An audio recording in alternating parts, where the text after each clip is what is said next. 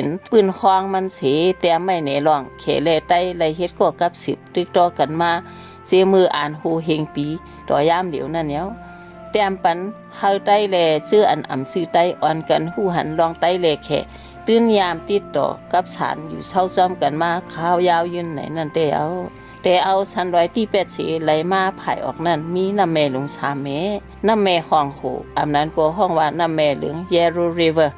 น้ำแม่ยานสีจันอำนั้นก็อันใต้เฮาห้องว่าน้ำแม่ชายคำน้ำแม่ของไหนมี3 เมตีโฮมแม่น้ำห้องโหนั่นซุ่มซื้อคือกุนอันเขาว่าเขาเป็นสาวคือพิงทุ่งจันสูงสีเปื่อนแค่อยู่เศร้าไว้เยาเขาเอาพิงทุ่งความลาแดเอ็นแห้งซื้อเขาตึกโตเหมือนซื้อคือซื้ออันอยู่หิมเขานั่นสิสืบอื่นลงมาหิมผังน้ำแม่หองหูน้ำแม่ยานสีจัน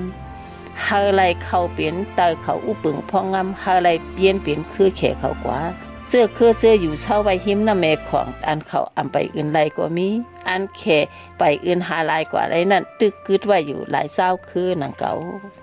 เมื่อเอดีชามปากปีเมืองแต่มานั่นขอแซงลงเมืองแขไล่แตกเป็น3 เมืองห่วยเป็นภายห้องแล่เจียงห้องวันตุกเงาเมืองเขาเป็นหลวงยานเมืองวูเป็นภายซ่านแล่เจียงซ่านวันออกเงาเมืองเป็นนางกินเมืองสุ